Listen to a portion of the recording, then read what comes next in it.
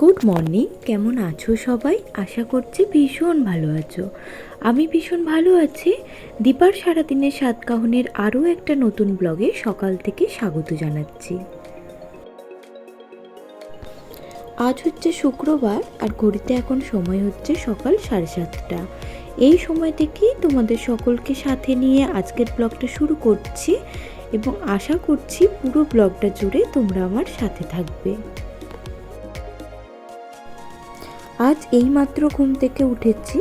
আজকে ঘুম থেকে উঠতে একটু লেট হয়ে গিয়েছিল, ফলত সব কাজ করতে আজকে যে একটু লেট হবে সেটাই বুঝতেও পারছি। তার মধ্যে আজকে আবার বাজার করতে গেছে, তো সাপ্তাহিক মাছের বাজারটা আজকেই করে ফেলা হবে, কেননা উইকেন্ডে আমাদের কিছু কাজ আছে, সেদিনকে আর এগুলো গুছিয়ে ফেলা সম্ভব হবে না। তাই আজকেই আমার হাজব্যান্ড গেছে সকালে মাছের বাজারটা করে আনতে, তো সেগুলোকেও গোছাতে হবে। তবে তার আগে টুকটাক ঘরের কিছু কাজকর্ম সেরে নিচ্ছি। যেহেতু অনেকটা লেটে ঘুম থেকে উঠেছি, তো সকালবেলায় মায়ের বাসি ঘরদোর মোছা, ঝাড়ু দেওয়া, উঠোন ঝাড় দেওয়া এগুলো কিন্তু সবই হয়ে গেছে। এখন যে কাজগুলো বাকি রয়ে গেছে সেগুলো আমি সারছি, মূলত ডাস্টিংয়ের কাজ। যখন থেকে এই ডেস্কটা আনা হয়েছে, খুব বেশি যে ভালো করে কখনো ডাস্টিং করে উঠতে পেরেছি তা কিন্তু একদমই নয়। আসলে কি হয়, এখানে ওর অফিসের এত জিনিসপত্র থাকে, সাথে ডেস্কটপ, ল্যাপটপ এগুলো তো রয়েইছে, আর তার সাথে যেটা থাকে সেটা হচ্ছে এক রাস তার। তো সব কিছু মিলিয়ে ভাত দিতে বেশ ভয়ই লাগে, কখন যে কোন জিনিসটার ক্ষতি হয়ে যাবে এই ভয়ে কিন্তু খুব বেশি ভালো করে এখানটা ডাস্টিং করতে পারি না। তবে আজকে চেষ্টা করছি একটু উপর ভালো করে মুছে দেওয়ার। এই তো যতটুকু সামনাসামনি ফাঁকা ছিল সেইটুকু জায়গাকে ভালো করে ডাস্টিং করে দিলাম। আর এই যে দরজার পিছনে এই ব্যাগগুলো দেখছো, এর ভেতরে না সমস্ত মেডিকেল ডকুমেন্টস রয়েছে আমার আর বেটুর। এগুলোকে কখনো ভালো করে অ্যারেঞ্জ করে রাখা হয়নি, আসলে এখান থেকেই যখন দরকার পড়ে নেওয়া হয় আবার এখানেই রেখে দেওয়া হয়। তবে এখন যখন ডেস্কটা হয়েছে আর ডেস্কের যে খোপগুলো রয়েছে সেগুলো ফাঁকাই রয়েছে, ভাবলাম ওখানে এগুলোকে গুছিয়ে রাখি। দরজার পিছনে এরকম এলোমেলো হয়ে রয়েছে, এটা কিন্তু দেখতে ভালো লাগে না। সাথে এই যে এখানটাতে ও রোজকার পরার যে জামা প্যান্টগুলো রাখে সেগুলোও রাখতে অসুবিধা হয়। এখন ব্যাগের মধ্যে যেভাবে রাখা আছে ওইভাবেই গুছিয়ে এখানে তুলে দেব। তবে পরে ইচ্ছা আছে বেটুর আর আমার দুটো আলাদা আলাদা ফাইল করে সমস্ত ডকুমেন্টসগুলো গুছিয়ে রাখার। এরকম করা থাকলে পরে যখন কোনো কিছুর প্রয়োজন হবে তখন খুব সহজেই পাওয়া যাবে।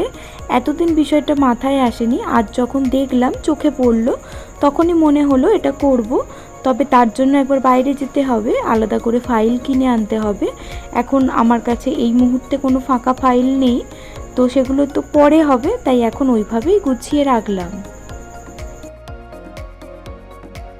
ওদিকে ওগুলো গুছিয়ে রাখার পর প্রত্যেক দিন যে ঘরের ফার্নিচারগুলোকে একটু করে ডাস্টিং করে নিই সেই কাজটাই করছি। আজকে হাতে একদমই বেশি সময় নেই, তাই খুবই ওপর কাজ মেটাচ্ছি। আর যে টুকটাক জিনিসগুলো প্রত্যেক দিন ব্যবহার করি বা হালকা অগোছালো হয় সেগুলোকেই গুছিয়ে জায়গার জিনিসটা জায়গায় রেখে দিচ্ছি। এইভাবে প্রত্যেক দিন আমি হালকা করে হলেও ডাস্টিং করি, এতে করে আমার মনটা শান্তি হয়। আর তার সাথে যে ঘরটা অগোছালো হয়ে থাকে সেই জিনিসটাও অনেকটা ঠিক হয়ে যায়। আর সকালের দিকে এই কাজগুলো না সারতে পারলে আমার কিন্তু পরে আর সময় হয়ে ওঠে না। তো প্রত্যেক দিন যে করতে হবে তার কোনো মানে নেই, কয়েকদিন ছাড়া ছাড়া করলেও চলে। তবে কি জানো তো, সংসারের এই কাজগুলোর মধ্যে এক অদ্ভুত ভালো লাগা জড়িয়ে আছে, আর একবার এই ভালো লাগার প্রেমে পড়লে তখন কিন্তু সংসারের কাজগুলো করতে ভীষণ ভালো লাগে। এখন যেরকম আমার যতই চাপ হোক এই কাজগুলো আমি কিন্তু ভীষণ মন থেকে করি এবং করে আনন্দও পাই। এই তো এদিকে আমার হাজব্যান্ড বাজার থেকে চলে এসেছে আর মাছ নিয়ে এসেছে।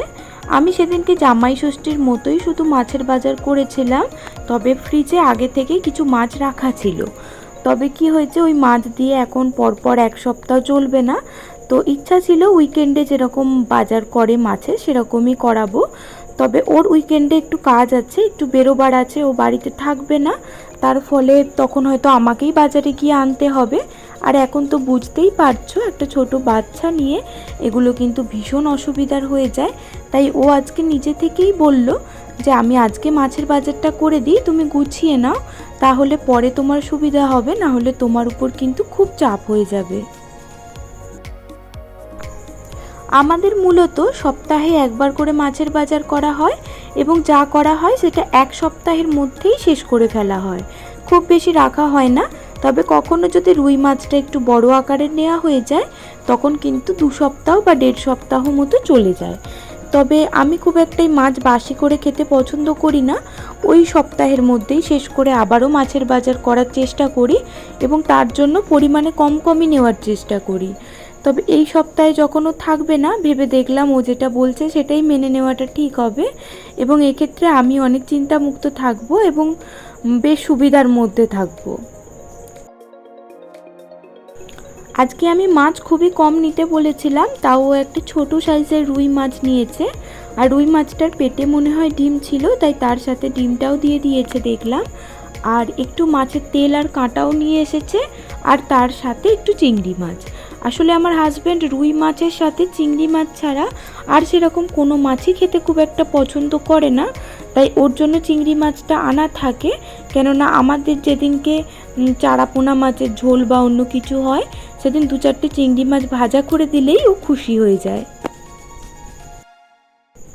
আগে খুব চেষ্টা করতাম ওকে সব ধরনের মাছ খাওয়া শেখানোর, তবে এখন দেখি ও খুব একটা স্বচ্ছন্দ বোধ করে না, খাবার পরেও একটু ঘেন্না করেই খায়, তার ফলে শরীরের অসুস্থতাও দেখা দেয় মাঝে মধ্যে।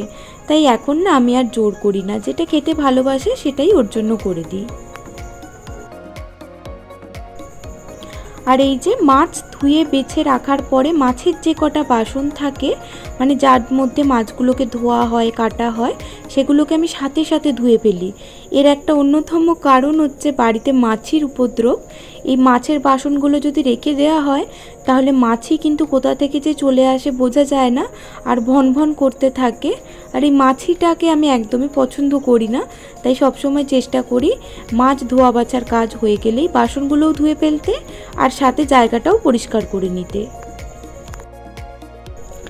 মাছ 2 রকমই আনুক, 3 রকমই আনুক বা 4 রকমের, সমস্যা যেটা হয় সেটা হচ্ছে মাছের বাজার ধুয়ে গুছিয়ে তুলতে বেশ কিছুটা সময় ব্যয় করতে হয়, ফলস্বরূপ এদিকে রান্নার সময়টা কিন্তু অনেকটাই কমে যায়। আর আমি তো আগেও বলেছি আমাদের বাড়িতে সকলেই একটু তাড়াতাড়ি লাঞ্চ করে, তার ফলে আমাকে কিন্তু সময়ের মধ্যে রান্না শেষ করার জন্য একটু তাড়াহুড়োও করতে হয়।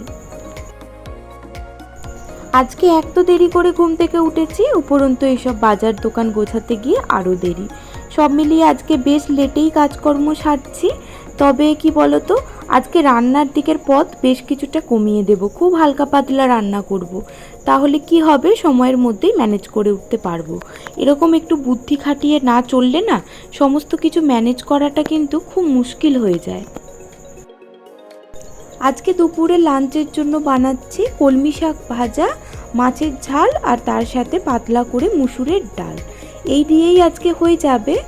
আর অন্য কিছু করার ইচ্ছা থাকলেও আজকে আসলে কিছু করার নেই, বাড়িতে বেশ কিছু পটল রয়েছে, ভেবেছিলাম একটু পটল চিংড়ি করব, কিন্তু আজকে ওইসবের দিকে যেতে গেলে কিন্তু অনেক দেরি হয়ে যাবে, তাই আমার কাছে যত সামান্য যেটুকু করা সম্ভব হবে সেটুকু দিয়েই আজকে রান্নার কাজটা মিটিয়ে ফেললাম। আজকে যেহেতু মাছের বাসন কোসন ধুয়ে ফেলেছিলাম তাই খুব বেশি বাসন তো নেই, টুকটাক যে কটা ছিল এখন রান্নার পরে সেগুলোকেও ধুয়ে ফেলছি, একদম সব কিছু ধুয়ে গুছিয়ে ফেলে তারপরে স্নান করব। আজ যেহেতু অনেকটা বেলা হয়ে গিয়েছিল রান্না বান্না করতে, আর এখন যে কি পরিমাণ গরম পড়েছে সেটা তো সকলেই জানো, তো খুব অস্বস্তি হতে শুরু করেছিল। আর এই সময়ের পর থেকে আমি কাজগুলো খুব তাড়াহুড়ো করে করছিলাম যাতে একদম সময়ের মধ্যে মিটিয়ে ফেলতে পারি। এখন ঘরের পুজোটা নিয়মিত আমি করারই চেষ্টা করি, মাকে বললে মা করে নিত সকালের দিকে, তবে আমার নিজে হাতে ফুল তুলে পুজো দিতে বেশ ভালো লাগে জানো তো, আর স্নান করে পুজো করলে মনে একটা আলাদাই প্রশান্তি আসে, তার লোভেই যতই কষ্ট হোক আমি চেষ্টা করি পুজোটা নিজে থেকেই করার। আর কষ্ট না করলে কি কেষ্ট পাওয়া যায় বলো, কখনোই কিন্তু পাওয়া যায় না। আমরা যত বেশি পরিশ্রম করব তার ফল কিন্তু ততটাই মধুর হবে। তাই চেষ্টা করি সবটাই নিজের হাতে গুছিয়ে করবার। আরও একটা বিষয়, সকলের কাজ কিন্তু আমার পছন্দ হয় না। মা যদি কিছু করে আমার মনে ভীষণ অগোছালো হয়ে গেছে, তার থেকে ভালো আমিই করে নিতাম। তো এই সমস্ত চিন্তাধারা থেকেই আমি কিন্তু ঘরের প্রত্যেকটা কোণাকে সুন্দর করে গুছিয়ে রাখি। আর আমি যেদিন ভাবি তাড়াতাড়ি কাজকর্ম করব, সেদিনকেই আরও বেশি বেশি কাজ চোখে পড়ে। আজকে এই যে মাছ ধুয়েছিলাম বেসিনে, দেখলাম মাছের জলটা ছিটে ছিটে উপরটাতে লেগেছে। তাই ভাবলাম বেসিনটা পরিষ্কার করার সাথে সাথে উপরে এই যে টাইলস বসানো আছে এগুলোকেও একটু ঘষে মেজে নিই। তাই করতে চলে এলাম। আসলে ওই যে ভাবি না করব না, কিন্তু সেটা হয়ে ওঠে না, করতে আমাকে হয়ই।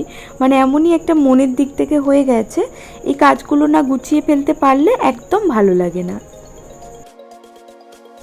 এই তো আমার কাজকর্ম মোটামুটি শেষ। এরপর আমি বিদায় নেব রান্নাঘর থেকে, আর তার সাথে বিদায় নিচ্ছি আজকে তোমাদের এই ব্লগটা থেকেও।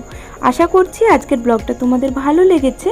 যদি ভালো লেগে থাকে প্লিজ ভিডিওটা ছেড়ে যাবার আগে লাইক কমেন্ট করে যেও এবং চ্যানেলটাকে সাবস্ক্রাইব করে রেখো।